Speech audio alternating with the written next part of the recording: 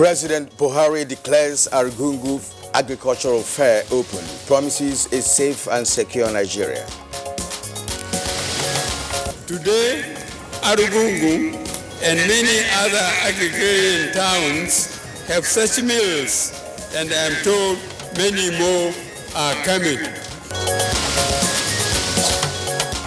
Senate passes Southeast and North Central Development Commission establishment bills for second reading.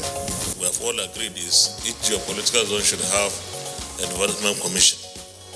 But in my view, what Nigeria needs most will be proper planning. Federal government issues travel advisory to Nigerians traveling to countries with coronavirus pandemic. Nigeria has not yet placed any travel restriction or ban, but has strongly advised against non-essential travel to countries with high level of transmission. And on Good Morning Nigeria today, we focus on married women and dual citizenship.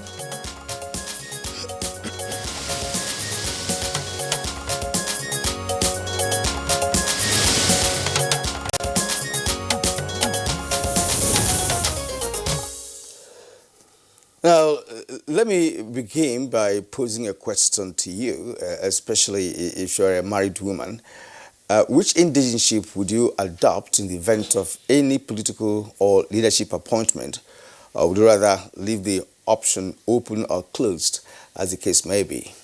Well, Kieran, that's an issue that has become controversial and is at present generating quite some public interest. Indeed, the matter was once taken up by the House of Representatives of the 7th National Assembly. Well, I think that that was in 2012, when a renowned Chief Justice of Nigeria took a decision on a gender matter that infuriated the women folk. As you rightly observed, Kirian, now that incident involved a former CJN who had declined to swear in a female justice.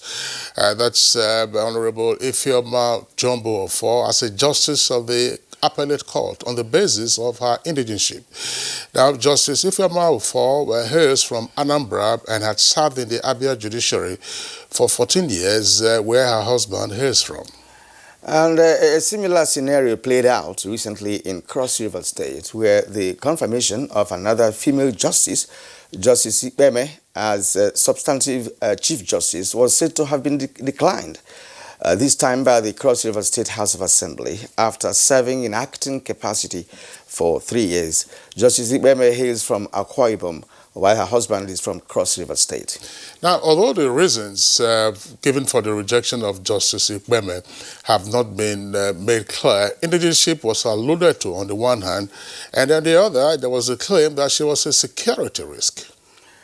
Just to add that, during the 8th Assembly, the House of Representatives passed a bill sponsored by former Attorney General of Plateau State, Honorable Edward Nyang Wajok, SAN, which gave women dual indigenship. The bill provided women with the option of choosing either indigenship in their state of origin or state of marriage in official matters. But regardless, these incidents, have raised fundamental questions bordering on indigenship by birth or by marriage. And indeed, Kiria, we have some examples of women who are from one state and then got married to a husband from another state, and for political reasons, they either chose their state of origin or went to the state of their marriage to seek political office, and some of them have won elections. And one would also want to wonder why we're bringing politics into marriage. And of course, this situation is what we have on our hands now. Right. In other words, does the state of origin of a husband avail for his wife while the marriage subsists? Can a woman take advantage of her husband's state of origin to occupy any government or political appointment? Is there any constitutional provision that vitiates the indigenship of a woman once she's married? That's the thrust of our conversation this morning on Good Morning Nigeria. First is the Friday edition of the program, so we are soft this time around. Well, soft but hard as well. Yeah. My name is Kirian Umayo. Thank you for joining us. I'm Kingsley Osadolo. I join my colleague Kirian to also welcome you to the program. We're broadcasting live on the network service of the Nigerian Television Authority. And by the way, Kirian, you know a lot is happening elsewhere around the world with regard to the reactions to the coronavirus. You heard last night the head coach of Arsenal, Arteta, tested positive to coronavirus, and so he's going into self-isolation along with, of course... what about the president of Olympiacos? That's right. That's a merchant, a big-time merchant, That's right. And the thing is actually, I don't know how it's affecting people in the higher echelon of society. Oh, well, a question was posed to President Trump yesterday. He had contact with a Brazilian official, and that Brazilian official is said to have tested positive. So President Trump was asked whether he was concerned. His curt reply was, it's unconcerned. But in the meantime, he's imposed a travel ban from the EU, with the exception, of course, of the United Kingdom, for 30 days from the EU straight to the United States. And the EU is not happy about that. Absolutely. You're having all kinds of reactions. They had a bloodbath yesterday on the markets, one of the worst that they have seen in history. All right. Once again, we welcome you to Good Morning Nigeria. We have our regular complimentary segments, newspaper review, business, and all that. So in the meantime, here is Comfort Amodu with the highlights of the morning news. Good morning, Comfort. Good morning, Kinsley and Kieran. Here's the morning news. President Muhammadu Buhari has described the revival of Arugungu Fishing and Cultural Festival in Kebbi State as a unique celebration of remarkable progress achieved in the restoration of peace and security in the Northwest region, and indeed the country. Declaring open and agricultural fair a critical component of the festival, the president promised to remain firm, decisive and conscious towards achieving a safe, secure and prosperous nation for all. Today, by the grace of God, this festival is back, and I hope back for good. Just 6 years ago, no one would have expected to see Pede pyramids or multi-billion naira rice mills in any part of rural Nigeria. Today, Arugungu and many other agrarian towns have such mills, and I'm told many more are coming. The many products displayed here are also proof of the progress we have made as a nation in feeding ourselves. The farming, fishing, and pastoral communities have truly embraced our programs and have proven that we can produce what we need. And the task of enabling greater growth and development of the Nigerian economy requires joint partnership between the public and the private sectors. President Muhammadu Buhari stated this when he hosted key players in Nigeria's private sector following the successful conclusion of the Going for Growth 2.0 roundtable session. I assure you that this government would pay close attention to your recommendations as part of your efforts towards developing policies and programs that will enable improved economic growth and creation of jobs. Ministries, departments and agencies as well as private institutions received special recognition from the Presidential Enabling Business Environment Council for their contribution to the business environment reforms as envisioned by the federal government. This was at the PEBEX 2020 Awards tag recognizing the gold in our green held at the State House Conference Center. The awards they have received are a tribute to what we can achieve if we work purposefully and diligently. And they've proved that by diligent and purposeful work, a lot can be achieved indeed. And we've seen so much of what they've done, especially in the past 18 months. And meanwhile, Secretary to the Government of the Federation, Boss Mustafa, says the federal government is already working towards a zero oil plan for the near future, noting that the dwindling global oil price may just be a blessing in disguise for Nigeria. This is while playing host to members of the Abuja Chamber of Commerce and Industry in his office.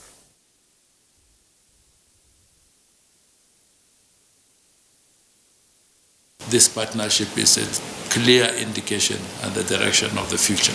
We must change our strategies, we must change our focus, and we must work assiduously to grow a diversified economy that would be totally not dependent on oil for proceeds. And in the South, Eastern North Central Development Commission establishment bills have passed second reading in the Senate. This makes it four of the bills conceded by the Senate in the last 2 weeks.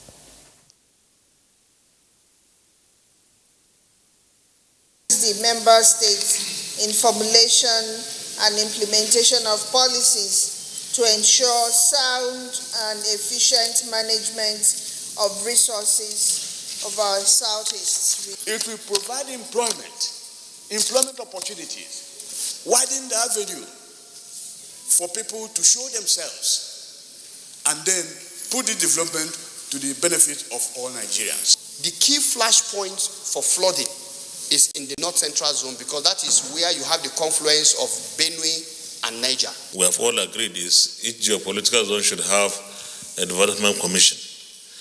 But in my view, what Nigeria needs most will be proper planning. And worried by the number of out-of-school children in Nigeria based on statistics from UBEC and UNICEF, the House of Representatives dedicated Thursday's plenary to debate the issue.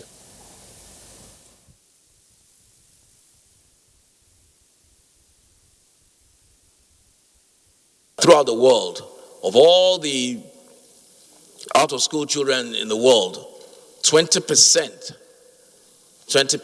are Nigerians. 200 million people is an asset. But without education, Mr. Speaker, it becomes a burden. The children, they cannot go and enroll themselves in school.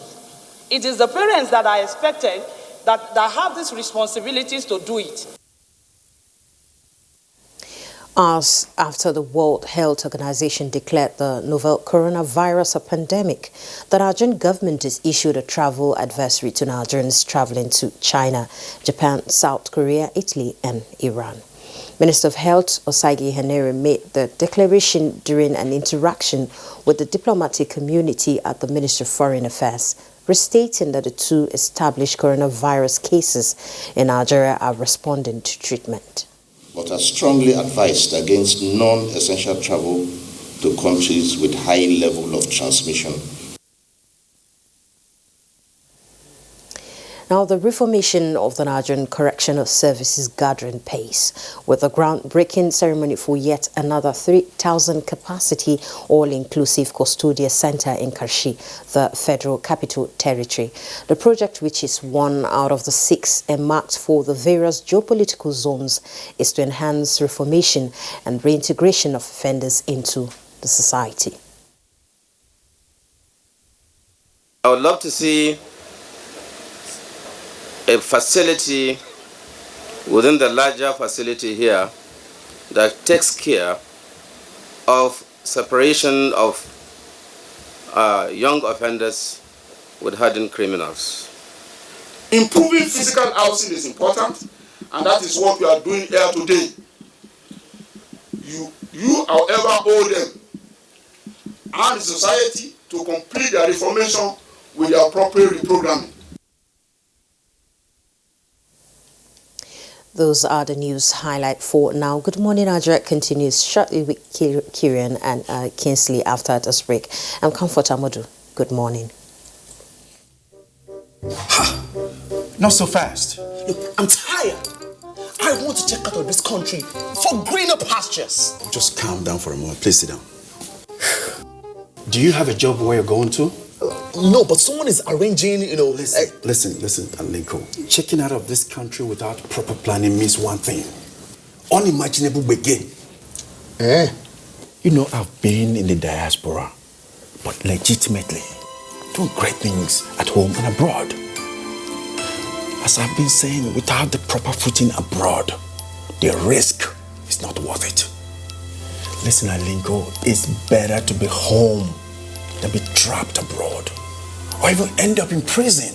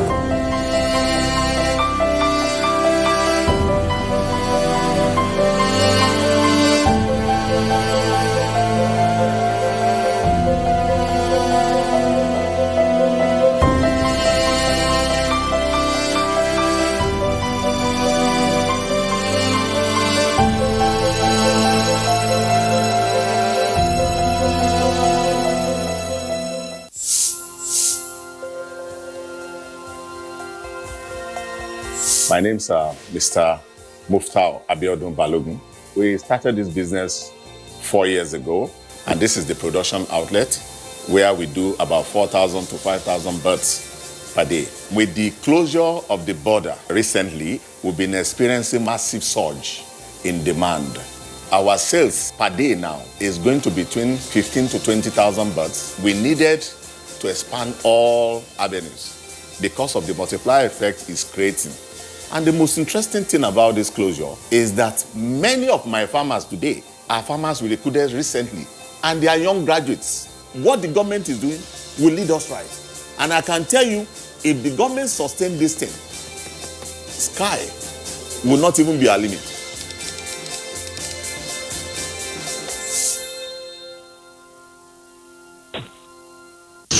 Manchester City haven't lost in 5 meetings with Burnley. Will Burnley finally get a win against the defending Premier League champions? Find out when Manchester City hosts Burnley this Saturday on the Premier League Live at 3:30 p.m. on NTA Network. The Premier League Live is brought to you by Coca-Cola and Axis Bank. When I was pregnant, I worried you would look like your dad. But look at you. After 6 months, I worried about the right foods to give you. Now you've grown so much, but doctor says anemia can affect your growth and slow your learning. Mom is right. 7 out of 10 kids in Nigeria suffer from iron deficiency, which can cause anemia. 1 meal of Cerelac Junior with Iron Plus provides 50% of your child's daily iron needs to support proper growth and learning.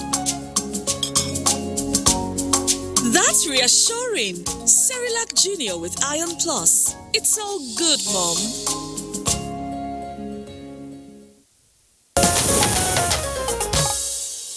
You're watching Good Morning Nigeria, and it's time for business news. Oil prices slow down as countries battling with coronavirus spend more to prevent the impact of the virus. Details with Ronami Egirani on business news. Oil prices fell to $30 at the close of the week due to the drop in oil demand in China and the Asian region.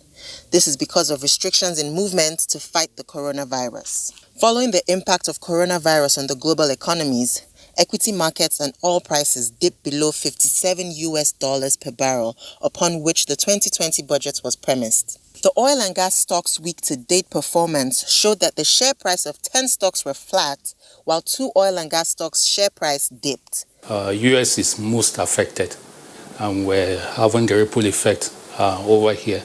But of course, there's also good news in the offline. The US interest rate has been slashed by 50 basis points in a bid to stimulate the capital market so that the economy does not go into recession.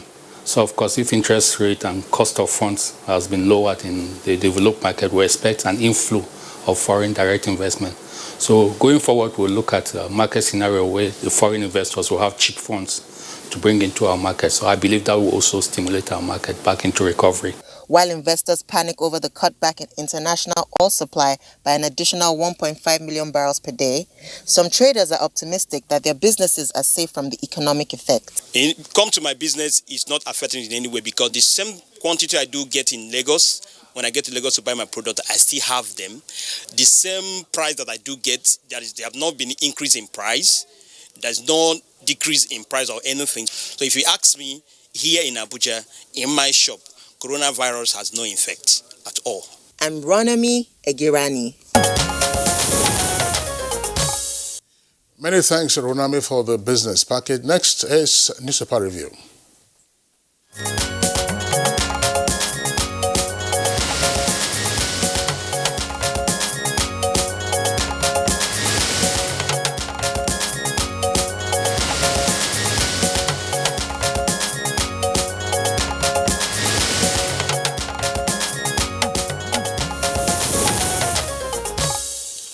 Well, let's welcome Bayo Tebi, our newspaper reviewer. Bayo, good morning. Thank you, Kirin. And good morning. Welcome to Thank you. the Good program. morning, Kensley. All right, good to see you. All right, let's take a leadership newspaper from top to bottom. Anti-Amoteku protest rocks Lagos. That's on page 12. Naira devaluation not feasible now, says the CBN. The story is on page 43. Federal government ASU meeting deadlocked. Page 5 is where you get details of that story. Now, the lead story on the leadership newspaper this Friday, constitutional amendment. Senate moves to whittle president governor's immunity with 2 riders. One's immunity from criminal prosecution stripped. Presidential or governorship candidates to possess minimum of HND. The story is on page 4. And then at the bottom of the newspaper, we have other stories there. Coronavirus to travel, no travel ban yet. Federal government insists as UK fears 10,000 infections. It's on page 2. I won't interfere with local government election, says Kogi State Governor. That's on page 11. Bye. Well, the most dominant story is Arugungu Fishing Festival. It's now an international fishing festival that came back again after 11 years. President Muhammadu Buhari was excited. It even showed in his voice when he was addressing the crowd that the program of government agriculture has been embraced by farmers, fishermen, and the outcome of that is the pyramid of rice that has shown up in rural areas, particularly in rural Kebbi. He thanked Governor Abubakar Agudu for supporting the program. He said 6 years ago, no one expected to see paddy pyramids or rice mills in the rural Nigeria. Today, Nigerians can boast that we can feed ourselves. Governor Abubakar Agudu praised President Muhammadu Buhari for leading the nation to believe in itself, and particularly that we should be able to produce what we eat. Meanwhile, the fishing festival is now to be used as a tool to strengthen the nation's unity and peaceful coexistence. Governor Bagudu was very happy and excited that it has become an occasion that will reintroduce Kebbi State into the international calendar, particularly for the tourist attraction that the Arugungu Fishing Festival will bring. The latest that we need to draw attention to is the issue of the COVID virus. The Nigerian diplomatic community has been briefed that so far there has been only 1 incident case and 1 other case from the incident case that came from Milan. And Nigeria government has now said that it has not prohibited its citizens from traveling to any part of the world. However, they should be very circumspect in traveling to endemic countries. And some of the countries that were listed include China, South Korea, Japan, Iran, and Italy. It was also observed that any persons who arrive from those endemic countries will, upon arrival in Nigeria, will be quarantined. This is to ensure that Nigeria citizens are protected. The Honorable Minister of Health, who joined his Foreign Affairs counterpart, also briefed that the incident case, his viral load has been reducing, and any time from now, when it is safe, he will be released to go home. But it's no news to say the coronavirus has become a pandemic. So far, according to statistics, it has now gone across 114 countries. On the continent of Africa, 12 countries have now incidences of coronavirus. Egypt has 59 cases, Algeria has 20, South Africa has 7, Senegal has 4. Among those other nations that have 2 each are Burkina Faso, Cameroon, Morocco, Nigeria, and of recent, Ghana has just joined in only yesterday. The others have 1 case each, and they include Togo, Democratic Republic of Congo, and Gabon that joined also yesterday. United States has 1,135 cases, and there have been 38 deaths. The latest development shows that the wife of the Prime Minister of Canada has tested positive to coronavirus. The Prime Minister is to place himself in self-isolation. He is to address the Canadians today. In England, the coach of the Premier League team, Arsenal, has tested positive. Again, 1 other club owner has also tested positive. And this is raising concern. Yes, it's raising concern about our players that are required to come home to participate in pending Confederation of African Football Tournaments. There are concerns by Nigerians that some of our players are playing in England, particularly in the English Premier League, may have been in contact with some of the players that a club owner met soon after which he tested positive. So there are alarms now, and there are calls to the Confederation of African Football to consider putting the Confederation of African Tournament in Cameroon on hold. Well, okay. Before that, gentlemen, I want to go back to this at the Arugungu, festival. Yes. We have discussed on this platform, several times, on the issue of state governors or state government, looking inwards on what they could do to also attract revenue. And the Arugungu Festival is a landmark event. It has been stopped for how long now? 11 years, and it's back. And the governor should be commended, for bringing it back, and of course added some value to it. Because you can see it's not just fishing; the agricultural produce on display and what have you. So it became a kind of fair, that could attract, tourists, to Kebbi State on an annual basis. And of course, you know what that means in terms of revenue generation for the state. The other story that is worth drawing attention to is that the Abuja Police Command paraded about 98 suspects, which they arrested, among whom was a 44-year-old man who is said to describe as a rapist. He indulges in drugging his victims and raping them. Incidentally, 12 of his victims have made useful statement to the police, apparently identifying him. They have narrated their experience, their grueling experience at the hands of that rapist. It is said that one of his victims, in fact, is a student of University of Abuja. Yeah, most unfortunate. But it's also happy that it's in the can in the meantime. At least. The alarm bell that should be rang is that they uses the social media platform for hookups and all these engaging platforms. But that's why the ladies fall for it. Yes. The ladies fall for it. And he pretends, at one time he will say he's a medical doctor, at other times he will say he's a lawyer, and they get lured. There have been stories of such persons, through the social media. But why should the ladies fall for it? That's the point. You see some of them traveling a distance to go and see somebody he met on Facebook and what have you. So why should they continue to do that? Of course, that is what you get. Exactly. Yeah, well, it does calls for caution on their part. Calls for caution. I mean, let's not let's not blame the ladies so much. If you recall, before the advent of Facebook and let's say social media, there was called pen pals in those days. Pen pals. Yeah, but how did you visit them? But people visited, and they will publish. Some of them will publish photographs.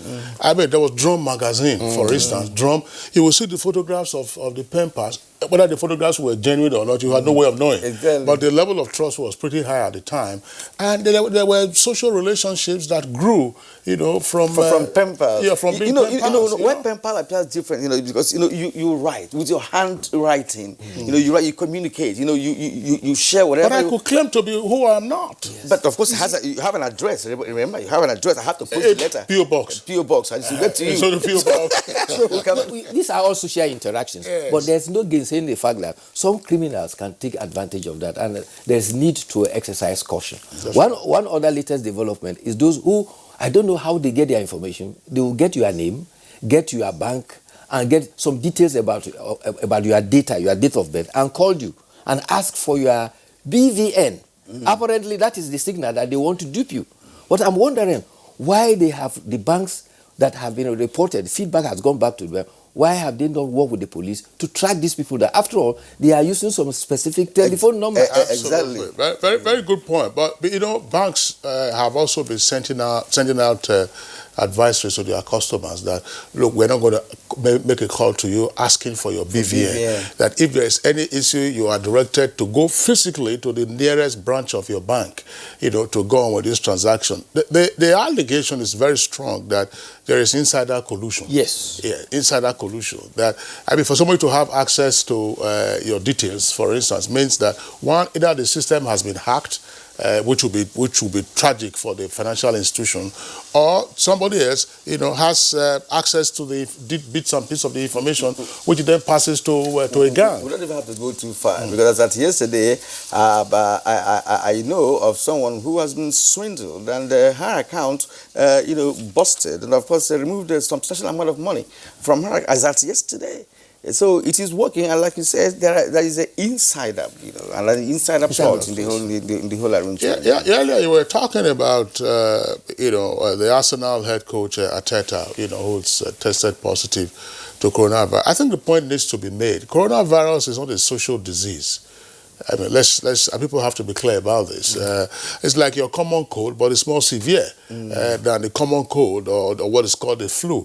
And medical scientists are still struggling to understand the behavior of this virus so that they know how to get the appropriate response, either by way of vaccine or the other. So when you say somebody comes down with... it's as if it's one big disease. It's not AIDS, it's not HIV/AIDS. I mean, it's not any of those social diseases that we know of. The only reason why it is being so pandemic at this point is because they have not been able to devise a means of attacking it. So what they do now is to enrich your immune system to see how the immune can fight it by itself. That's what they're doing at the moment. But I want to commend Nigeria, really. The index case that we've had, from Italy, it's been properly treated, if you ask me, because of course it's been there. The viral load is decreasing by the day and others. So we should commend the medical team. No question about that. No question about developed a therapy that. that are using. Yes, rightly. As alarming as coronavirus is, it's not even as deadly as Ebola or even Lassa fever.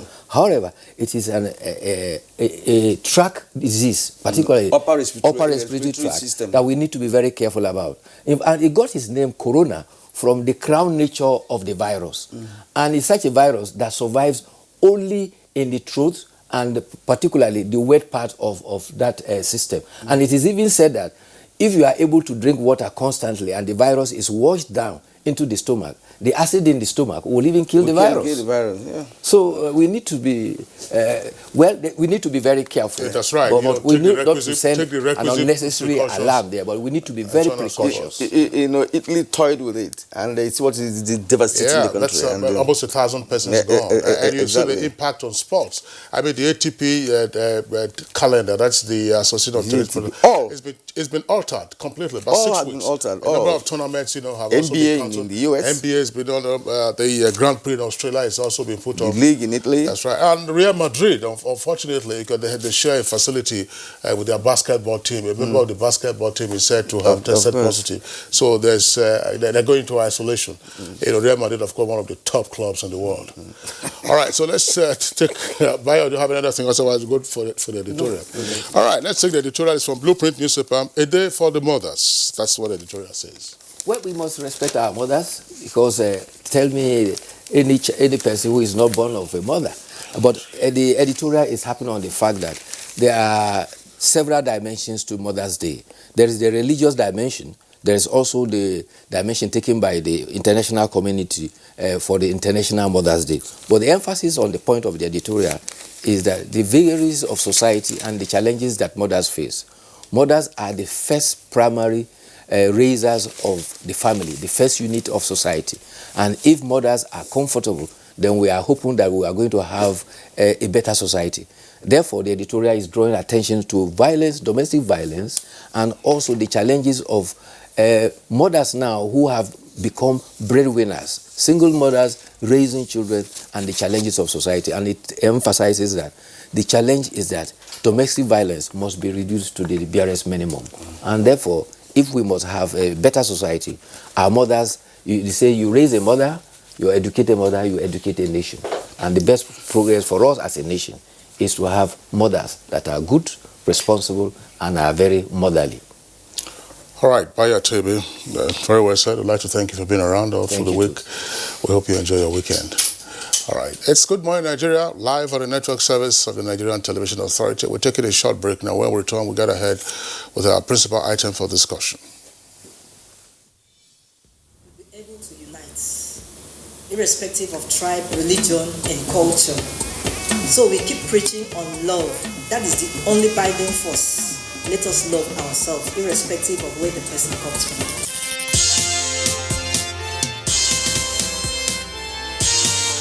You are about to witness the commencement of the most stimulating and compelling contest on television. This contest is only for the strong, the intelligent, and the talented. Get ready for the Unity Challenge reality TV show. Coming soon.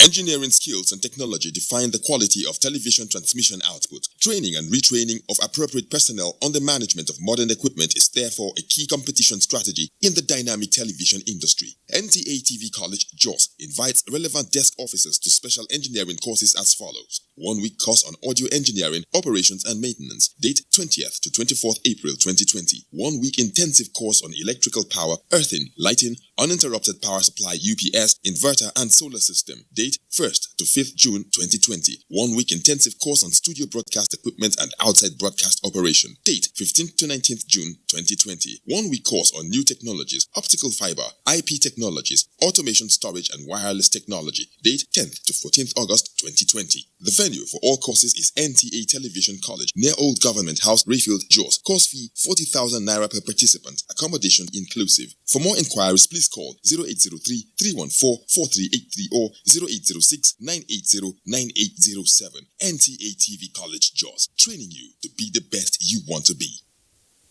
We came back that day. Our light tripped off from the pole. Once I saw again smoke from that window, from that kitchen, I was like, what is going on? Because they say he went to the car to go and bring for and gel, like when he's pointing, explode.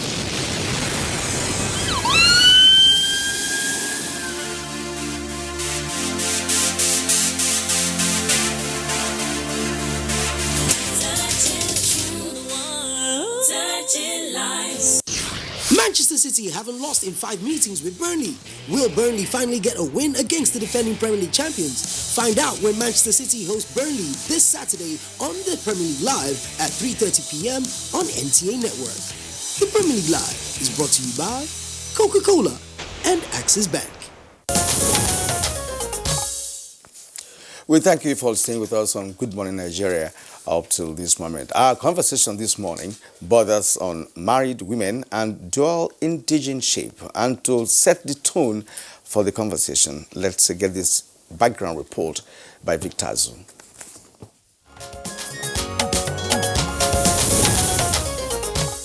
If you are a Yoruba and you marry an Igbo, so far that you have married an Igbo and have left your parents, you are now cleave to your husband, because Bible said that a man should leave his parents and they marry, and two of them become one. When you marry from another tribe to other tribe, definitely whatever your husband is answering, that becomes your origin. Wherever your husband comes, that becomes your origin. It's not even by choice. That is why a woman can contest politically.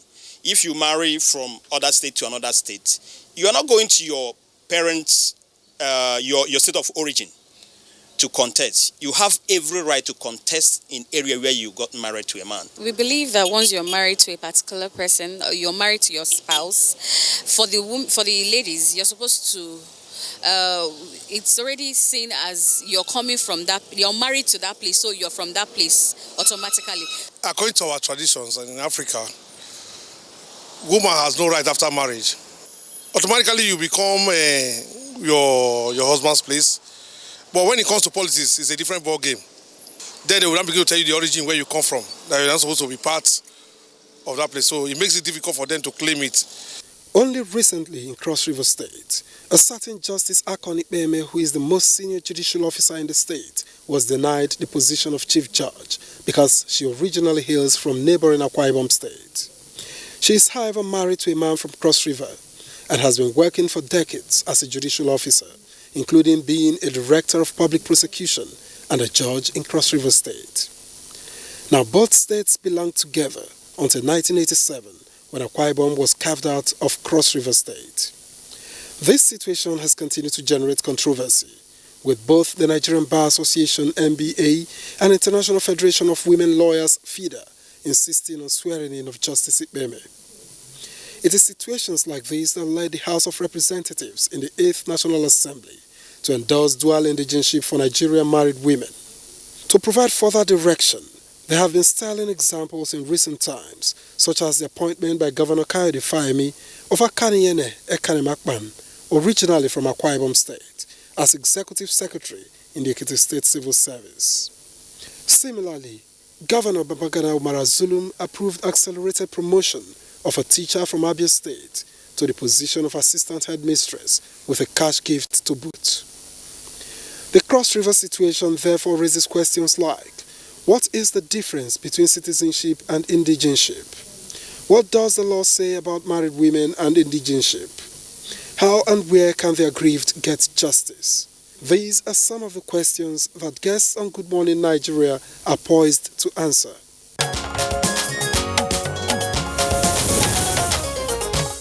All right, thank you very much for that background.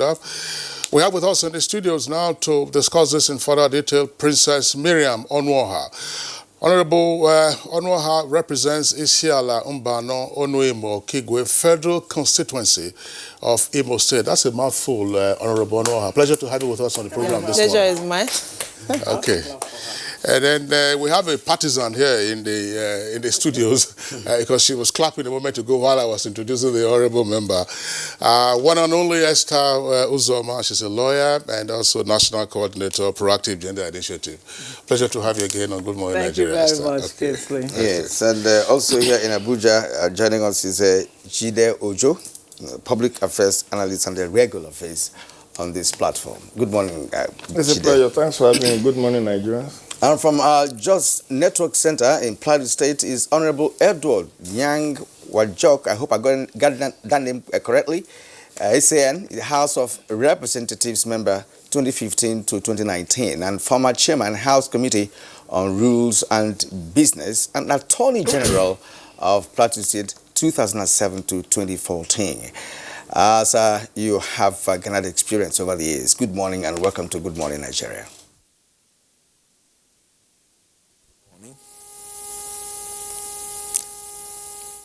All right, ladies and gentlemen, pleasure to have you on this conversation. But just, in general, in broad outline, the backgrounder gave some examples of the jeopardy that some married women have suffered on account of their original state of origin and then their state of marriage, as it were, more particularly with regard to political appointments or other leadership positions. What exactly are we dealing with here? Is this a political issue or a legal issue or a constitutional issue that is not been fully elaborated upon, because we know what Chapter 3 of the Constitution deals with regard to citizenship? Let's begin first with Esther. Thank you very much, Kingsley. Well, what we're dealing with is a constitutional quagmire.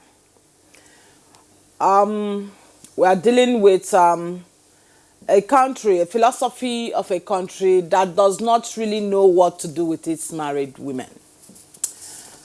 Honorable Gang proposed a fantastic bill, The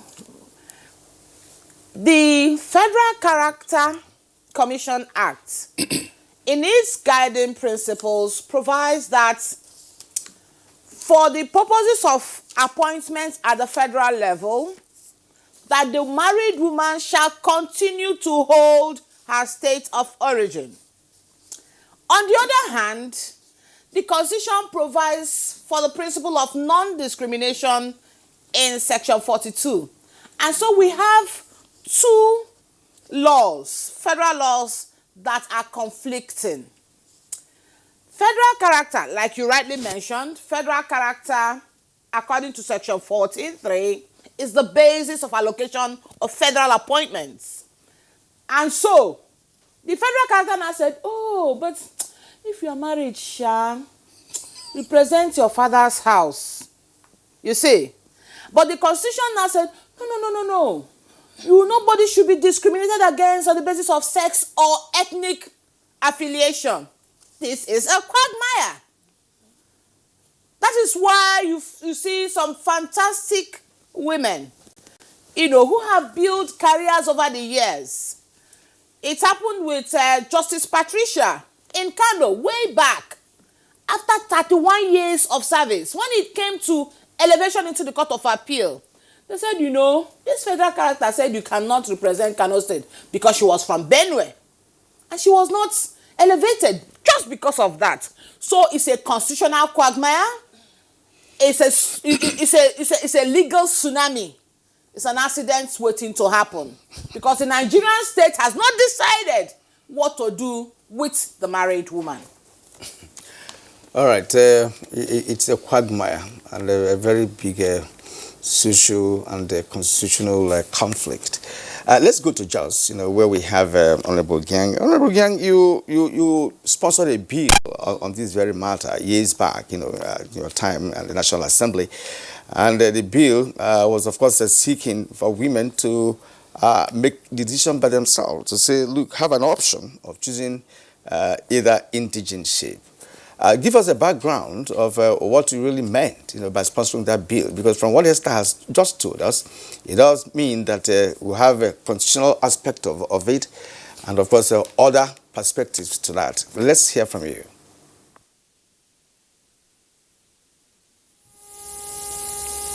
Thank you. Thank you. Well, as of now, in Nigeria, like my learned colleague Esther pointed out, we are guided by the Federal Character Commission law, which expressly stipulates that married women shall continue to lay claims to their state of origin. Now, this has wrought injustice against married women, because when they do get married to spouses outside their states of origin, they do get discriminated against, particularly when they are about to be elevated to some exalted positions like Chief Judge of Cross River State, which was the example you cited. So based on that, I went into some research, and I found out that the justification for that practice in the federal government and its agencies is to be found in the definition section, specifically Part 2 of the Federal Character Commission Act. And Section 2 thereof is where the law provides that married women shall continue to lay claims to their state of origin. Now, I thought that if we amended that to now say women have the option of choosing either their state of origin, that's paternal origin, or the state of origin of their husbands, that will cure it. And it passed in the House of Representatives in the 8th Assembly. Unfortunately, at the time that the 8th Assembly won up, the Senate had not concurred to that bill. So I would like to see a situation whereby that bill will be reintroduced in the 9th Assembly, and if it is passed and assented to by Mr. President, I think it will solve the matter. Yes, there has been mentioned that the Constitution in Section 42 expressly prohibits discrimination on the basis of either ethnicity or state of origin or sex or other grounds for discrimination. But there's also Section 14, subsection 3 of the Constitution that talks about the issue of federal character. And that is to ensure that there's equity in appointments or employment into the federal government or any of its agencies. But that is not to say that the Constitution itself promotes this discrimination. It is the act that was decreed into existence by the military, which is now deemed to be an act of the National Assembly that has brought about this, I would say, injustice. So the way to cure it would be to still go back to the National Assembly, which has the power to now rectify it by, for instance, actually align with the bill that I sponsored in the 8th Assembly. I think that would solve the matter. Well, thank you very much, Honorable Pajok, learned senior advocate. We'll return to you. Let's come back to the Abuja studios. Honorable Miriam Admoha, now give us a sense of what all of this means. First as a politician, and then as a woman, who may seek office other than in the realm of politics. Well, this topic is a very important one. Well, as it affects women in politics, I represent a handful of Nigerian women who are still struggling to break through the barriers.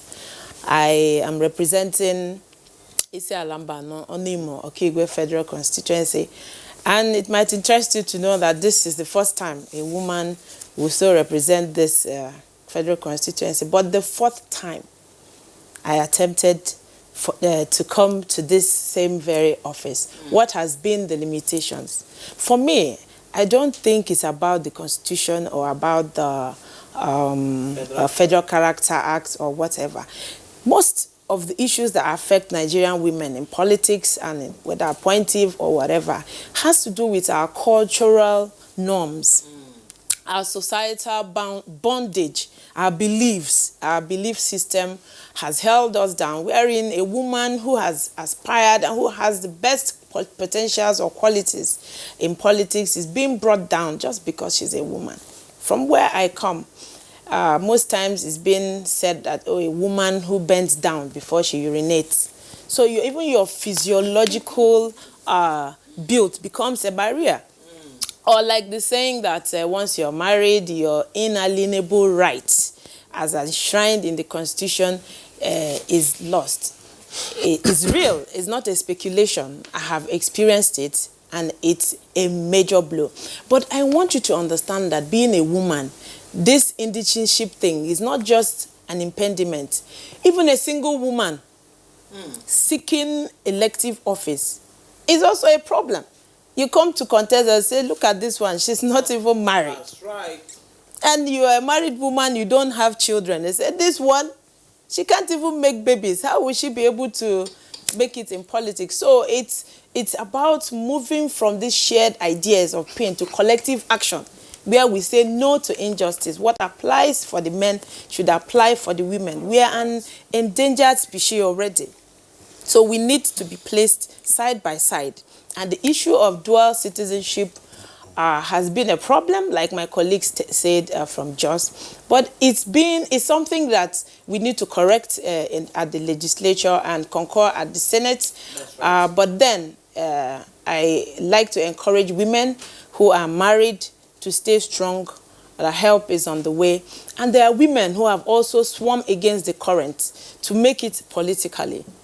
There are women who have contested and won elections both in their places of birth and places of marriage. We have Senator Binta Garuba Marcy.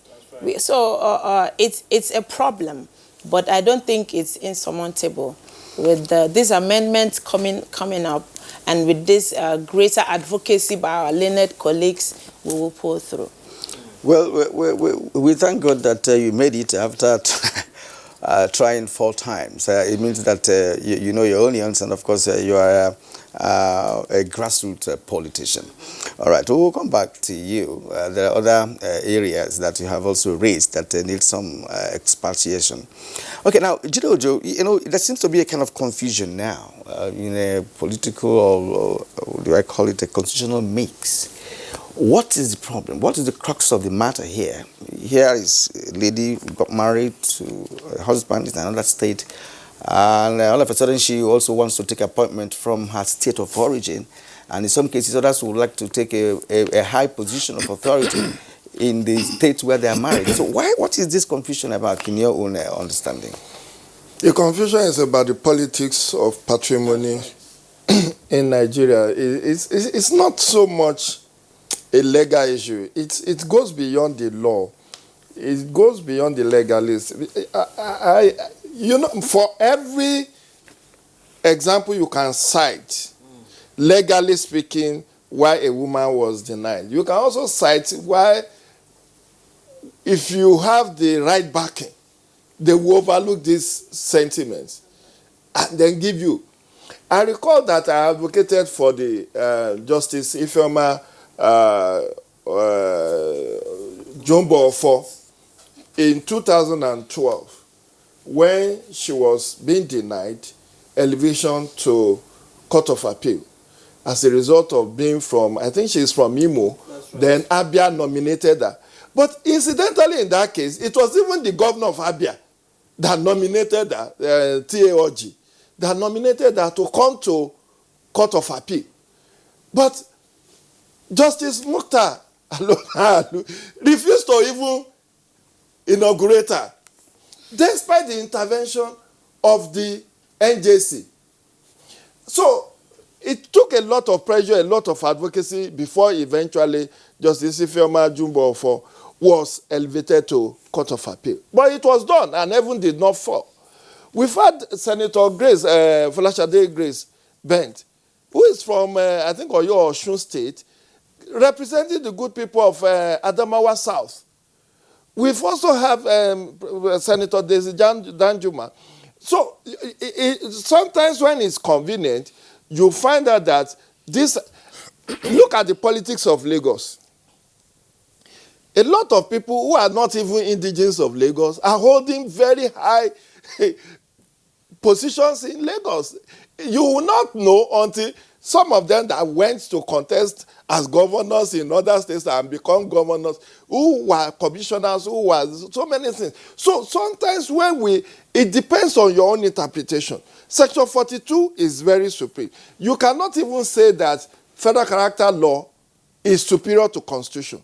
If the constitution says you should not discriminate on the basis of sex, gender, or status or whatever, why then would you say because of a federal character? And in the case of Cross River, which is the latest one, Justice Akon Ikpeme, who was just allowed 3 months as acting chief judge, only for her not to be confirmed. And then this case even went to NJC as well.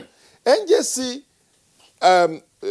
interviewed the two of them, Justice Akon Ikpeme and Justice Ineji, who has just been sworn in last week.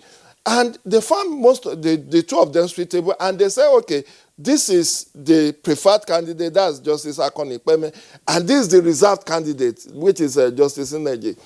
At the end of the day, she was sworn in an active capacity, but all of a sudden, people start saying, oh, for security reasons, for these reasons, for that reason. It wasn't even because she was investigated, she was not found to be corrupt, she was not found not to be competent. It's just because of primordial sentiment, maybe because of issues around oil well, the face-off between Akwa Ibom and Cross River and all of that was brought up. But it's not as if the woman was not competent. So we should, if we amend the law and we now say, okay, choose between whether you want to represent your husband place or your... Some people will still rake sentiments about, oh, how long have she been here? Or how long has she been married? She was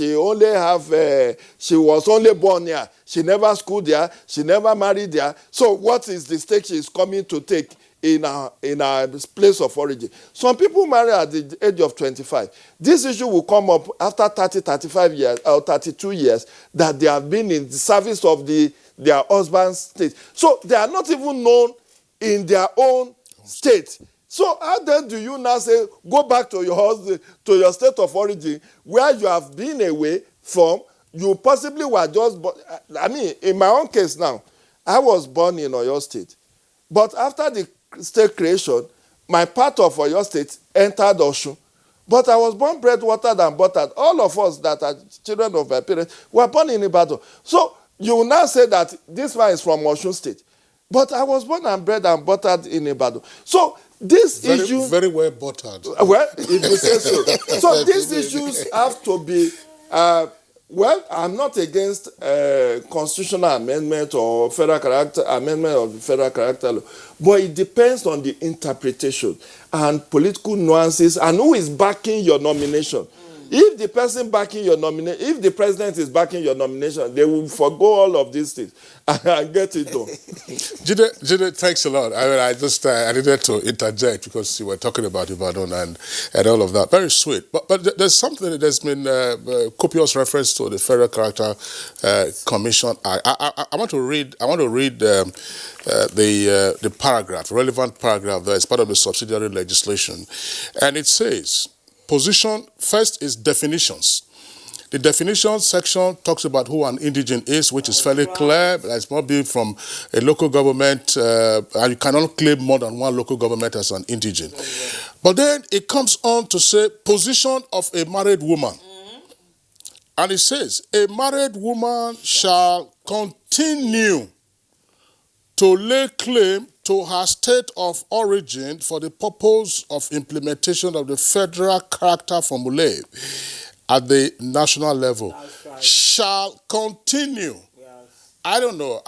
Esther, I want to start with you first before we go over to the lady senior advocate. If you were on the bench and this matter came to you to interpret this particular paragraph, shall continue. Well, we know the rules of interpretation in law. But hold, I'm asking you, I will ask every other person else.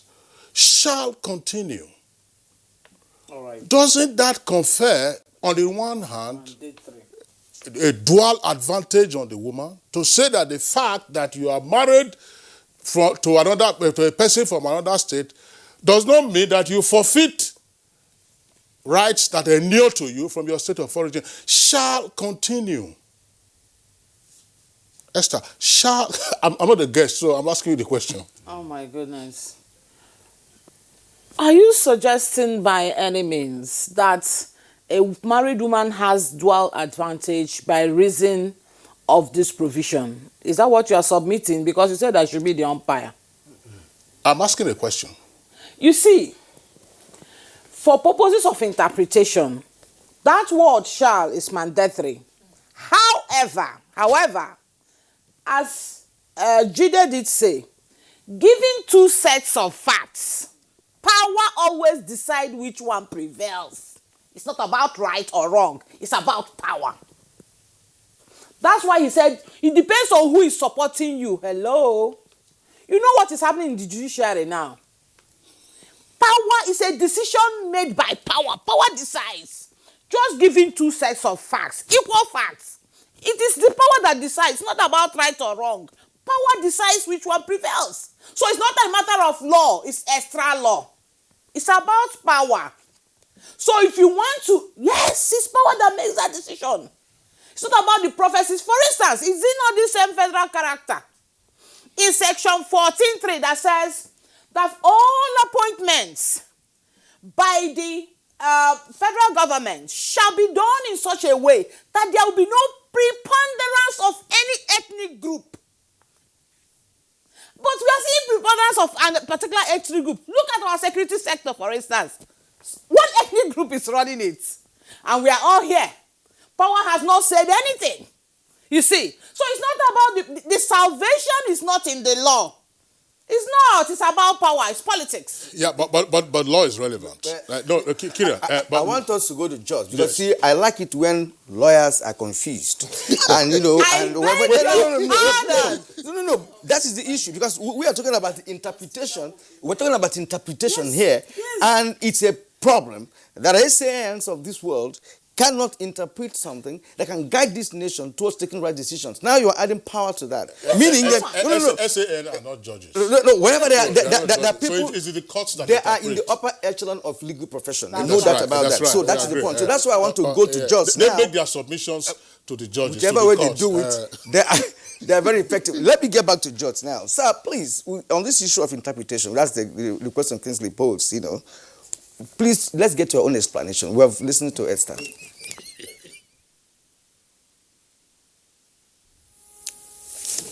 From my own perspective, I would say that the federal character law is inconsistent with the provisions of the Constitution, particularly Section 42, subsection 1, which guarantees the rights of women to employment, and it says expressly that they should not be discriminated upon on the basis of their state of origin.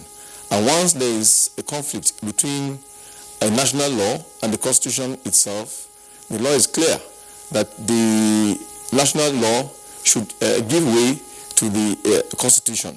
That is my first take. Now, secondly, looking at the example of Cross River State, I would say that the governor of the state ought to have resent the recommendation to the House of Assembly to consider Justice Ekweme for confirmation as a substantive Chief Judge of Cross River State. The reason being that if you even look at the federal character law, it says for the purpose of implementing the federal character formula at the national level. It didn't say at the state level. So can Cross River State now cite a national law which is not which does not apply to them, because the law says at the national level. It didn't say at the state level. So I think that to me there seems to be a conspiracy of sort between the governor and the State House of Assembly. Otherwise, nothing stopped the governor from sending back that letter of recommendation to the State House of Assembly for them to reconsider. It has been done several times at the national level, where the president would send his nominees for confirmation to the Senate, and upon rejection by the Senate, he will still resend back to the Senate with further reasons which may then satisfy the Senate, and that person will be cleared. Let us note that for the position of the Chief Judge of a state, if you look at section 271, subsections 1 and 3, there is nowhere that the issue of indigenship is even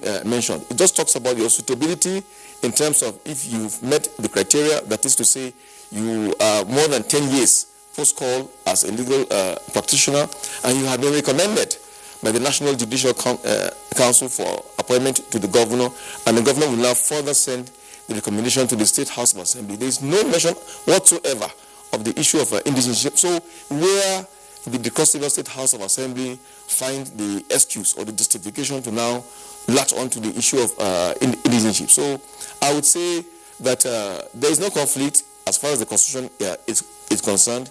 The issue is the law itself. That's the Federal Character Commission Act, and that only relates to the federal government. I just wondering, let's senior advocate, there are a number of points that you have raised. I mean, the first one that we also need to clarify, say the Cross River example, that there has been recourse to a federal enactment to seek to justify their actions at the subnational level. I mean, the general intendment of the federal character principle is that it applies throughout the federation and also at the subnational entities, because if you are looking for equity and fairness, you cannot say you apply that principle only on the basis of Chapter 2 at the federal level, and then when it comes to the state level, only one ethnic group or one local government will continue to dominate all of that. So that principle, runs through, and there are several other provisions that would back that. There's the other point. Maybe I'll ask Jide that question, and it relates to politics of all of this. When a matter is before the National Assembly or before a State House of Assembly, it becomes a mixture of politics and law and constitutional provision. So on that basis, the State House of Assembly could reasonably bring in any item to say, look, is this agreeable to us? Isn't this agreeable to us? Still, the provision of the definition or the benefits that will inure to a married woman, this is what I'm talking about, interpretation. It says a married woman shall continue to lay claim to her state of origin, shall continue. Because the presumption could also be you are from, say, Lagos State, and you have married in Benue State. That some interpretation would be, okay, since you have left Lagos to go and marry in Benue, face your Benue people till death do you pass. And every right of liabilities you will get will be from Benue. Doesn't this provision, by way of, if you like, beneficial interpretation, confer dual advantage on married women? Fantastic.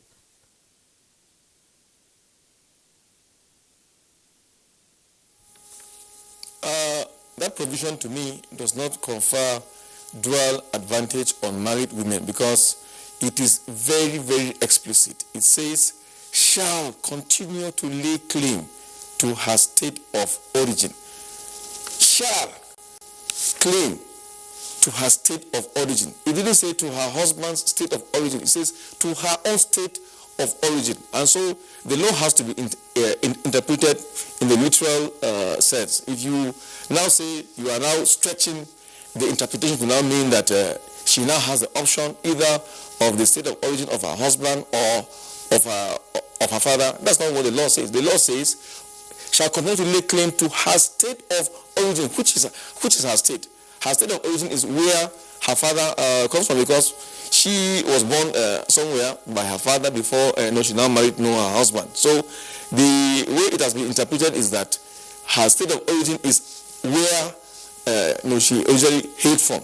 But her husband's state of origin is different when she marries someone from outside her own state. And that's why to cure that ambiguity and make it very, very explicit, that's the reason why I propose that amendment, so that the woman will now explicitly have that option, whether to take that of her husband or that of her father. It will not mean that the law will now be clear. But if you leave it the way it is, well, you are entitled to your opinion to say, well, it means that it confers double advantages to the married woman.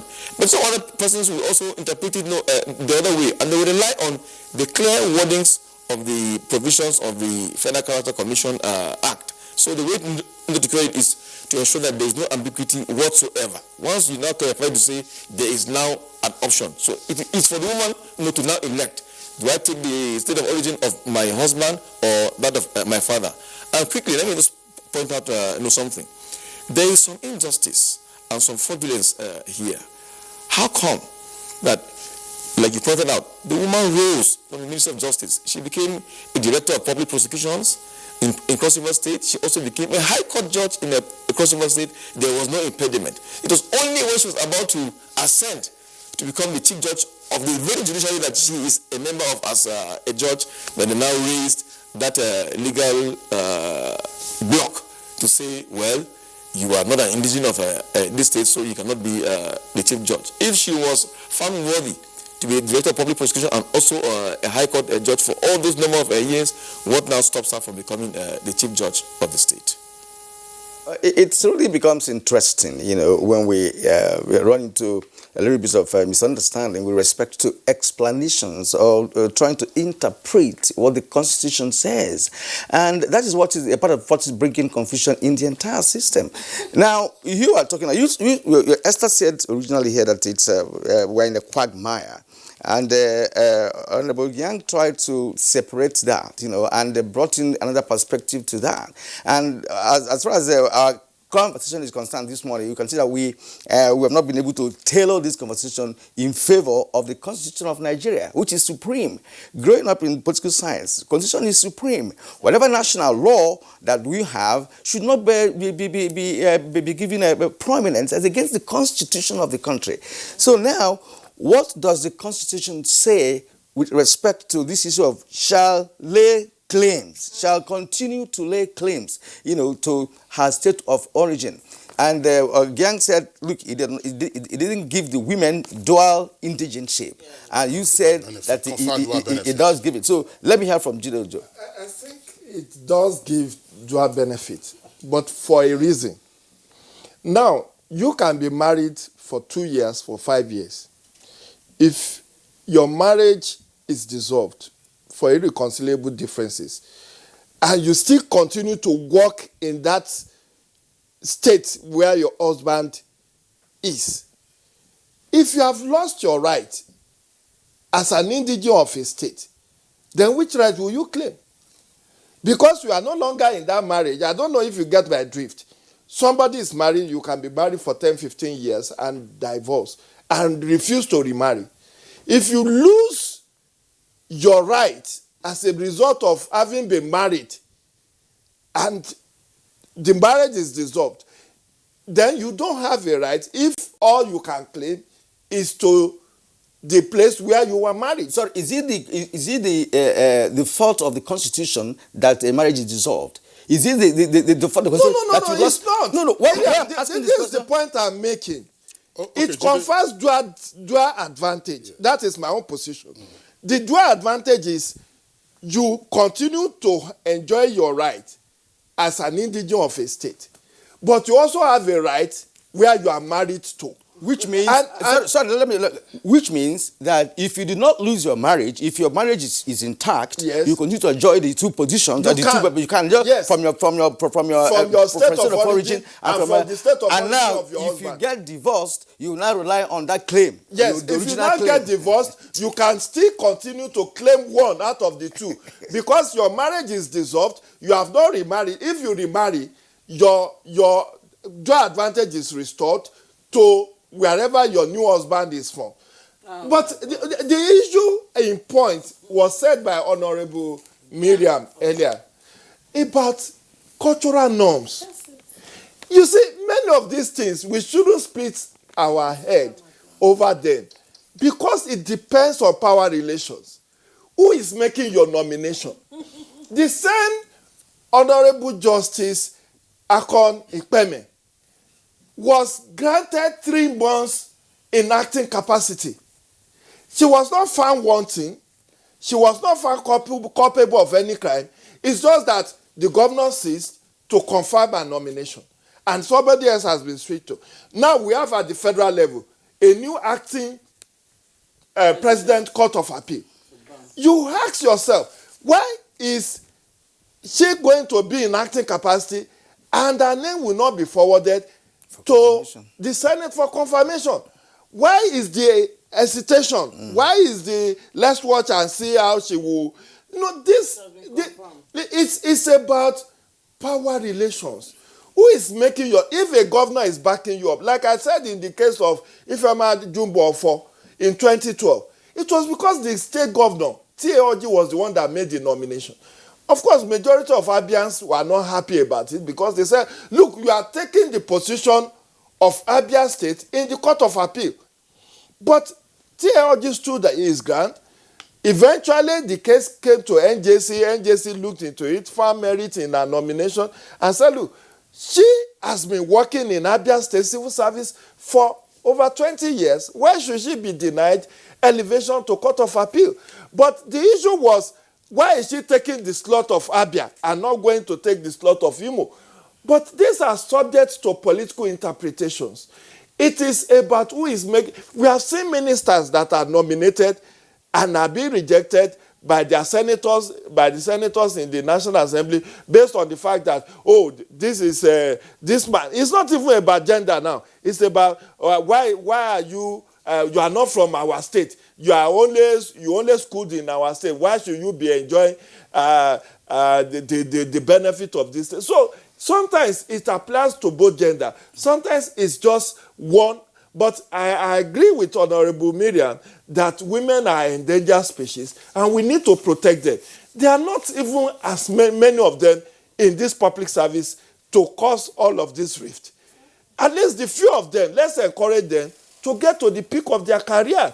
So if we have to bend and look the other way in order to give them advantage so that they can inspire more people. We are talking of, we just celebrated the International Women's Day on March 8th of this month. We are talking of each for equality, or what's it called? So each for equal. So this is how we can promote it. We are talking of affirmative action.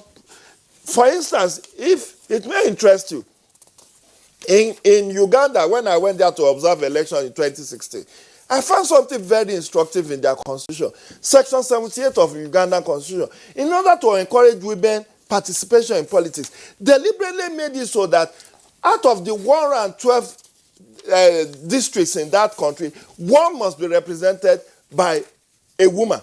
Then it now gave that there will be a representation from those 112 districts. Then there are 5 special interest groups that are also giving reserved seats in their parliament. One is labor, that's the workers' union, the military, the youth, persons with disability, and the women. And he says for the military, there are 10 seats reserved for them in the parliament.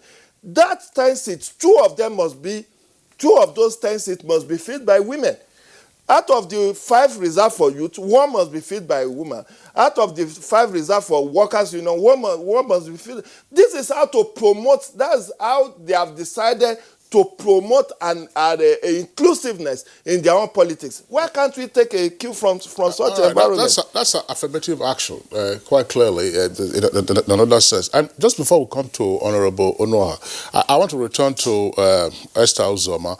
Esther Uzoma, with regard to that interpretation of the application of the federal character principle to married women, I'm more concerned about that phrase, a married woman shall continue to lay claim to her state of origin. Does it confer a dual benefit? It does confer a dual benefit because the word there is shall continue to lay claim. It didn't say relinquish. You see, and it is because of this confusion, perhaps, that have made some state chief executives to think, oh, she cannot represent. The word is a shall continue. It didn't say that her former relationship by marriage is abated. So, because of her unique position, where do you want to go? Which means, even if she's married or she's from A and is married to B, she can, because it is shall continue. And I think our court should assume this interpretation, in interpreting the state of the married woman. So that dichotomy, oh, where is she from? She's not from our place, shall abate. In any event, it is power that determines who gets what and why. It's a determination of power. And because women are not in position of power, they cannot make interpretations that favor their gender. The men who are always the gatekeepers will always decide what a woman will get, when she will get it, why she will get it. You see, while we're clamoring to be given a seat at the table, we are breaking that table. Okay, if we break the table, what else will be left? Everybody will sit on the floor. I like this. Who gets what, when, and how? That's the simplest definition of politics. And of course, politics, power comes in. I want to bring you in now, Honorable. But before I do that, I want to harp a little bit on this issue of confirming claims. Dual, indigenship you're talking about. And from what Jide has explained here, it does appear to me, as an individual, that yes, dual is it when the woman is still in marriage, or when perhaps there's a divorce, or where the marriage is dissolved. Because if you're enjoying the dual position while still married, because I want to get a sense of why are people saying no to such appointments. I want to understand the reason why they do that. Kirian, your question is on the table. Please permit me. Based on what Jide Ojo and Esther have explained, of course, the lady senior advocate just disagrees. It appears, because I posed the question earlier, and what you have brought in a different perspective. I posed the question earlier. It would appear that even though the interpretation shall continue to lay claim, confers dual benefit, once you have claimed one and taken advantage of one state of origin, you cannot subsequently come back for the same federal position to come and lay claim to another. Unless you use your position as a wife in the other state. No. Let's bring in Miriam here. Let's bring her in here. Well, Mr. Kirian, I don't think it's maybe your status at one point or the other that is the problem. That's correct. The way a woman is wired for marriage is such that she could be married today and for circumstances she can't control, she's no longer married. For me, the dual citizenship point or indigenship we are talking about is affecting a woman not because she is married or she at one point is no longer married. But I maintain that the problem is a cultural thing. If she were married, that problem will still come in by the power plays and all that. I know of women who are married and born in the same place. How do you look at it when a woman is born and married from the same place. It happens. I'm born and married from the same place. Did I not face stiff opposition? I did. That one is different. Nobody gave you appointment and you were rejected. I mean, your own is that you were born, you were married there, you ran for election 4 times, you got it at last, isn't it? Well, the point still remains that if a woman is married, she from the federal character, she shall continue to maintain her place. Shall continue to lay claim. It's clear. She shall continue to lay claim. But if that marriage is broken at any time, nature abhors vacuum. If that marriage is broken and she is single or separated and no longer in that marriage, you know, culturally, I still go back to our cultural norms. If she had children, in Nigerian and our cultural norms, they say a road where you have children never closes. That's right. They still call her our wife. So no matter how long the separation has lasted, she still visits that place. So for me, I think we should just forget about all these laws and interpretations and go straight to the point. Which is the point? Which is in these two conflicting issues, the Constitution should be supreme. Exactly. I agree with you on that point. Exactly. And it's not when it affects a woman, then we start looking for things that will further reduce her chances. Okay, Honorable. So for me, I think it's just a patriarchal system and a male dominance that just make the men decide. You have the yam, you have the knife. So when it suits you, you cut it. Yeah, I'm sure Honorable Pwajok will be talking about potato, not yam, because Plateau produces a grade of potato. Let's get it clear. I mean, just before we go on this short break, it is not every item that concerns social or political or economic relations you find reduced into the provisions of the Constitution. Now, the broad principles have been established with regard to federal character, for instance, the need to promote equity, fairness, and balance. And then, of course, Chapter 3 deals with citizenship. Chapter 3, now, every other law derives from the Constitution. If there's that inconsistency, then, of course, with the Constitution will prevail. What I'm saying is that inconsistency derives from interpretation. Yes, so how now do you that is the it's not every time you say this thing is not very clear, as my friend and the colleague say, he said there's a lacuna, so quickly go back and amend the Constitution. No, legislate on it. Yes, he said that go back to when you legislate, you will still see a gap. And then you go back again to go.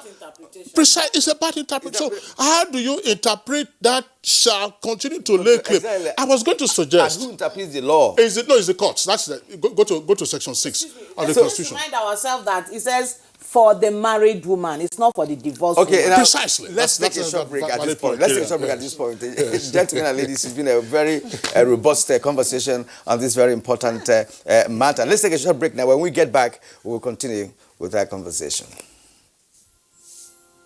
My name is Yemi Adetunji, the COO downstream of NNPC.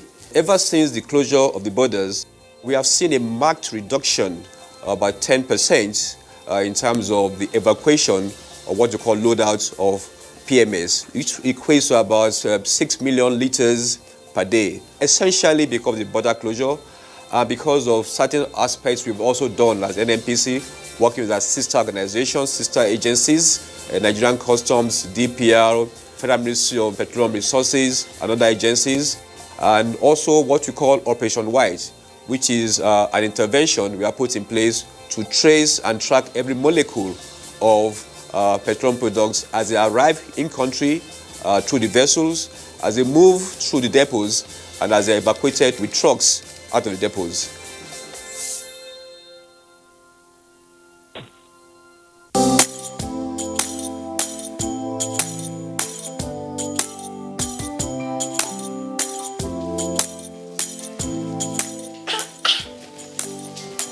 Don't you people sell imported materials here? As beautiful as the shop is. Auntie, buying foreign goods does not help our economy. Neither does it boost local production. And the good thing is Nigerian-made products are high quality. Really? And to make Nigeria great again. That is why I only sell made in Nigeria products. Because change begins with me. I'm convinced. Change begins with me too.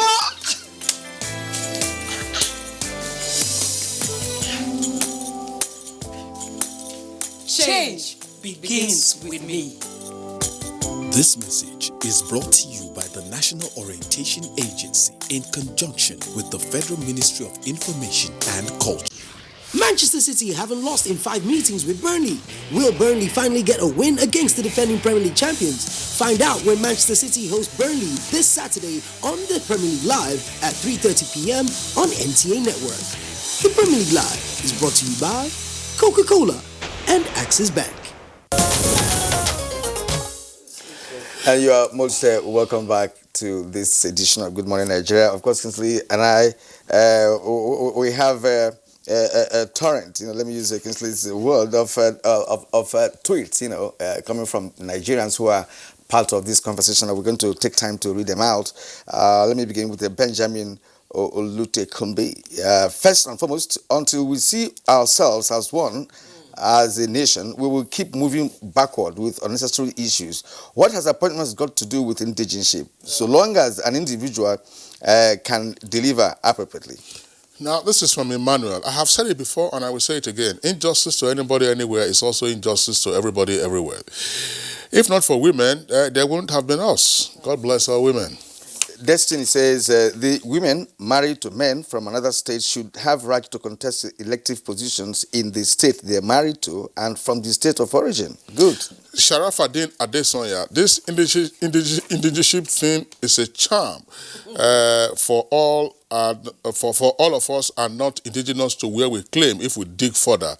In fact, it is a liability. Cecilia Okoroma says, we talk with with two sides of our mouth. Why? Nigeria must move forward and drop this shameful indigenship craze. Go to UK. You have Nigerians in their parliament. Go to USA. They are not discriminated against. We are everywhere in Nigeria. We are everywhere. In Nigeria, we play politics really dirty. Bashiru. Now, unfortunately, our society punishes merit and excellence while rewarding mediocrity. Right. We often resort to tribal sentiments to advance our selfish interests, and partly, that's why we have so many incompetent persons in leadership positions. Delejak Solomon, we always complain of all forms of discrimination, but the Cross River State case is shared nepotism and sentiment. The government cannot impose a junior based on tribalism and zoning. Issues such as geopolitical zoning and tribe have no place in evaluating this decision. Reverend Mani Akman, this is a no-brainer for me. Women who are married naturally assume their husband's indigenship. They are therefore free by law to hold any position they are willing and qualified for. The Cross River saga is a shame and should be condemned by all. I dare to say that to appoint a person to positions of public service is nepotic and unjust, and it produces quackery and incompetence, resulting in unproductivity. So I opine that all appointments to public offices should be based on merit, which for me is competence. Chris Simeon, International Federation of Women Lawyers should rise up and kick against the decision made by Governor Ben Ayade of Cross River and the State House of Assembly by making sure Justice Ikpeme is confirmed as a substantive chief judge. All right, Comrade Ngala, there's nothing like dual indigenship. A married woman should only be entitled to appointment in her own state. Assuming she was divorced, what is her stand? Fona Hami Idris, please let's be professional and appoint women into office based on qualifications, skills, and competences. Okonjo-Iweala is not a South African. Amina Mohammed in the UN is another proud Nigerian. Bola Tinubu and El-Rufai should be emulated in this regard. All right, Usman Banukantu, she should be at liberty to enjoy all privileges in either of the two states, depending on the circumstances she found herself, and this is also to do with her personality, capacity, credentials, and disposition. So women should be without state border. Now, Ibrahim Modu Aji, dual citizenship will be automatically conferred on a woman by virtue of her marriage to a man in another country. Talk more of being in the same country with her husband. Denying her dual citizenship in her husband's state is inimical to the peace, unity, and development of Nigeria. Just before we proceed, let me speak on this very briefly. Yeah. This is not automatic. Yeah. There are, I wouldn't know whether it has changed. It does not. It's in Zimbabwe, for instance. If you are a Zimbabwean woman and you married a foreigner, your children, in Nigeria, for instance, if you are married a foreigner, your children can claim to be Nigerians. Your children can only claim the nationality of your husband. Okay. Well, from Chris Simeon, in the appointment of women to head any position in government, the issue of dual indigenship and marital status should not disqualify them. Justice Ibeme belongs to both Akwa Ibom and Cross River. Now, Chukwuka Dibia tweets, our laws need to be checked again, but more importantly, Justice Ibeme rose through the ranks to deserve her appointment. So, is she now going to answer to her junior or be forced to retire? All right, Francis Obi, I quite agree with the issue of dual indigenship for our married women. Customarily, it is acceptable that in some tribes, when she dies, she is buried in her father's land. Also, it will encourage the few women that are eligible for appointment. Now, Chidi Amadi, the world is now a global village, so even qualified Nigerians are handed positions outside these shores. In Nigeria, we play politics with everything, even to our own detriment. Delejak Solomon, the federal constitution has been on for some time, yet no concrete actions have been advanced by government to solve the problem. Regardless of where women come from, they should be educated and empowered. There is the need for critical review of the federal character principle and gender-biased customary laws. Onwagugu Silvanus, a woman at marriage legally transfers her indigenship from her place of nativity to that of her matrimony by a drop of her surname to her husband's.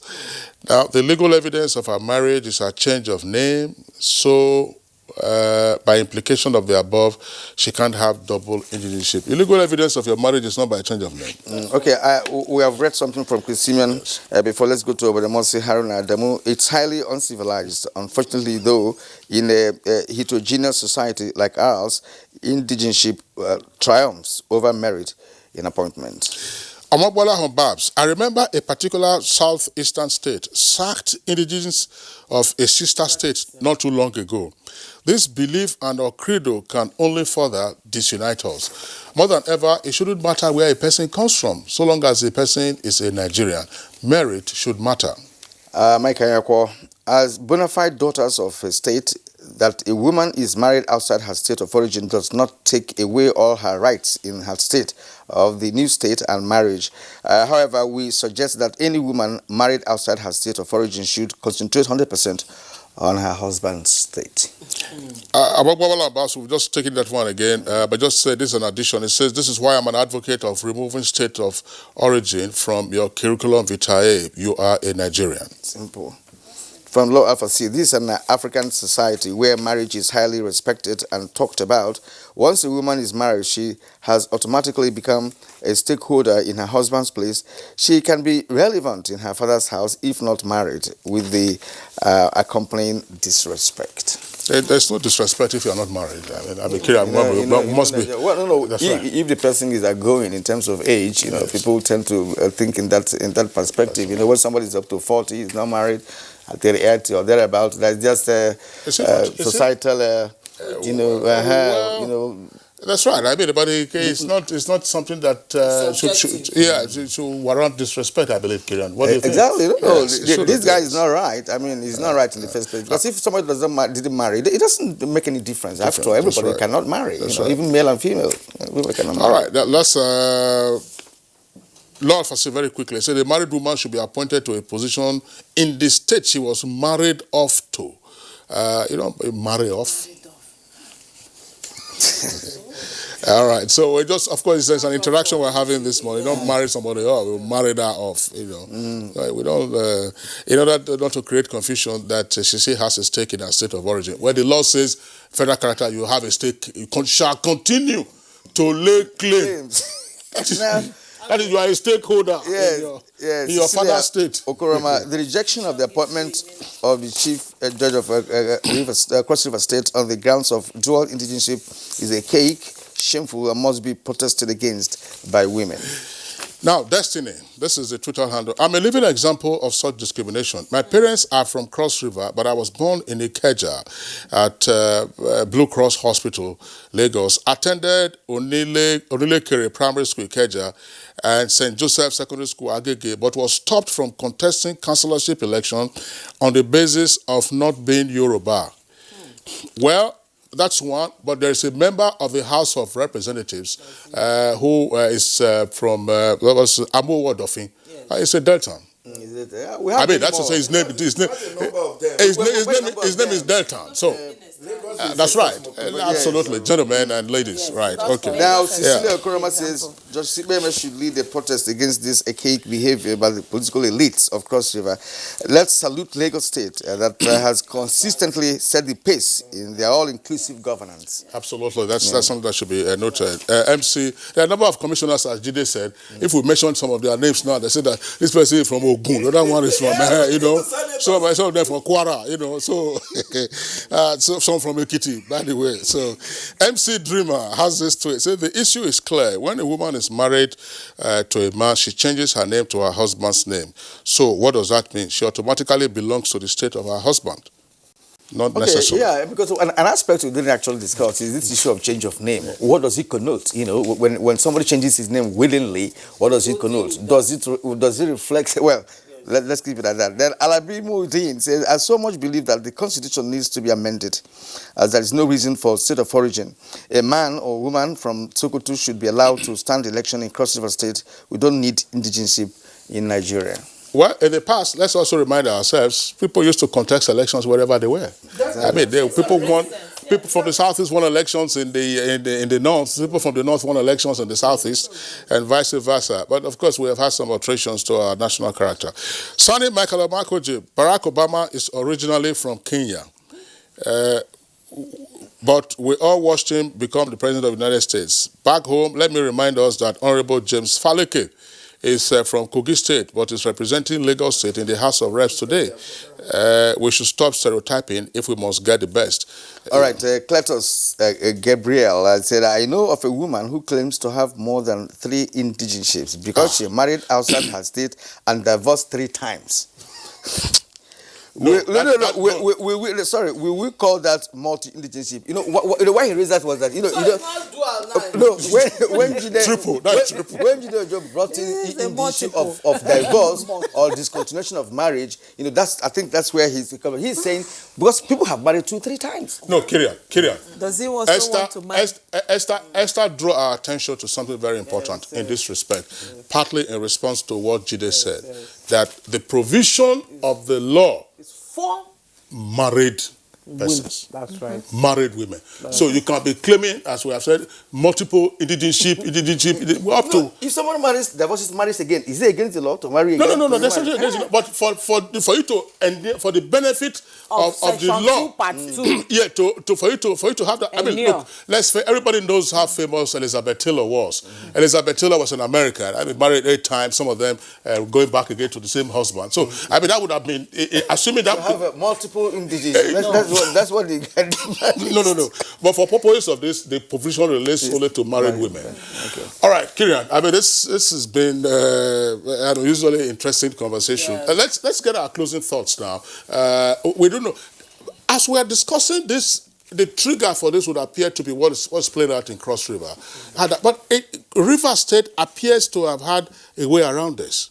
Because that issue also came up as to who on the hierarchy, could be elevated to become the chief judge, or who could succeed to become the chief judge. Yes, Leonard Senior Advocate in Jos, Honorable Pajok.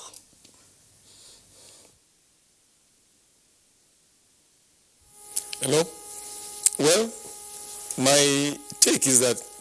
Let me also comment on some of the issues. The Constitution itself does not bar any citizen of Nigeria from contesting for any office, whether councillor, House of Assembly, Senate, governor, or president. You can come from anywhere in Nigeria. There is no bar for you to contest for any position based on indigenship. Secondly, let us also remember that Section 42, subsection 1, which talks about non-discrimination on the grounds of ethnic origin or sex. There's also another subsection of that section 42 that says nothing in the Constitution shall invalidate any act made by the National Assembly in furtherance of some of the provisions of the Constitution. So it means that that section 42 has been validated and has validated the Federal Character Commission law, and that's why there is need, in order to clear any ambiguity, to look at the law itself, so that we do not have these issues of interpretation. Lastly, let me also refer us to the provisions of section 25 of the Constitution, which talks about how we even acquire our citizenship. Section 25, subsection 1 talks about a citizen of Nigeria acquires a citizenship by birth if any of his parents or grandparents before independence, that is 1960, was indigenous to a community in Nigeria. So you see, the Constitution itself has introduced the word indigenship, but then they used the word either of whose parents or grandparents. So it means, by parents, it means either father or mother, grandfather or grandmother. So I think that the Federal Character Commission law itself has probably introduced some controversy into the matter. What would the decision have been if that definition clause in the Federal Character Commission law was not there? Probably there wouldn't have been any confusion or any issue of misinterpretation if we had just left out that clause and then allowed Nigerians to look at the law as defined in section 25, subsection 1, which will now see you as a citizen of Nigeria based on the fact that either of your parents or grandparents as an independence, whether your grandmother or your grandfather was indigenous, therefore you are entitled to all the privileges of citizenship of Nigeria, whether for appointment, whether for elevation, whether to contest offices. I think those are the issues that we have to look at. Yeah, we appreciate your perspective to this. Thank you very much indeed. And we're back to Abuja. Joe, considering what many of our contributors this morning, wrote in and what their thoughts, were, as the case may be, and from what Honorable Yang has said, how do you do closing thoughts? Bring everything, put everything together from the cultural point of view, like you come then from legal point of view, and of course there are disagreements between even the lawyers on this program on this matter. Well, for me, I think again it's about power relations and who is backing you. We have seen presidents nominating repeatedly the same nominee more than once. That's right. Because he believes in that person, and until the president achieves his aim, he didn't stop. We have issues around the acting chairman of EFCC. The president has not removed him in spite of the Senate not clearing him to be in substantive capacity, and the man has been there since 2015 or 2016. So the issue is about power relations. But I'm saying, I agree with Senior Advocate Gia. Perhaps we can tinker with that Federal Character law for the sake of clarity, so that we will not be subjecting it to ambiguity and ambivalence and all of that. So if this nice National Assembly can pick it up, maybe Honorable Miriam can actually sponsor that and say, look, let's put this issue of ambiguity around this clause to rest. But I think women deserve double advantage because of over the centuries discrimination and marginalization. We cannot do away with that. We have a sizable number of Nigerian women who are vibrant, who are world-class citizens, who could hold their own anywhere, but are limited by politics of patriarchy, by politics of hegemony, by politics of underdevelopment. So to make up for that, I would say on top of this, we should even have an affirmative action in the Constitution that would seem to promote gender equity. Okay, thank you. Miriam, come in here, please. Yes, I thank you very much, Mr. Ojo. I like to come across men like you who, in this decade of action, have stepped forward to be counted.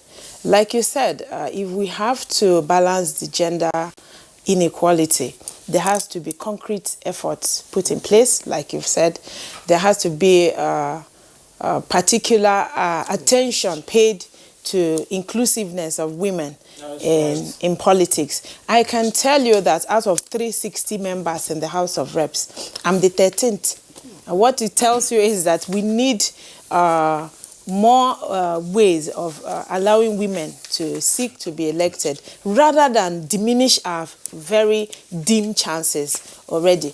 So this topic of today, I think Nigerians should take it seriously. It's not just about legislation. If it were about legislation for purposes of clarity and to reduce the ambiguity in the system, we would seek an amendment to the Federal Character Bill and make it more amenable. Why does it have to be around women that such controversies will be built when women are already disadvantaged and seemingly looking for opportunities to level up? I thank you, Mr. Ojo, and I plead with Nigerians to correct this imbalance. It's a mental thing. It's a psychological imbalance, and it's dealing a lot of blow on women who should be encouraged to aspire to get to their peak. All right. Thank you very much, Honorable Miriam Onoha. Esther Uzoma, your closing thoughts, briefly. Yes. Briefly, the Constitution, the basis of belonging to the Nigerian state is citizenship. Unfortunately, the basis for sharing the national cake is indigenship. And this indigenship is an ephemeral, concept. It's an ephemeral, because the human being is highly mobile. Today you are here, tomorrow. So there's need to rejig and revisit those provisions. All right. So on that note, we'd like to thank all our guests who've been with us on this very interesting program today, discussing married women and dual indigenship. Very many perspectives that have come up. Jide Ojo, public affairs analyst, regular guest on Good Morning Nigeria. Thanks a lot for being around.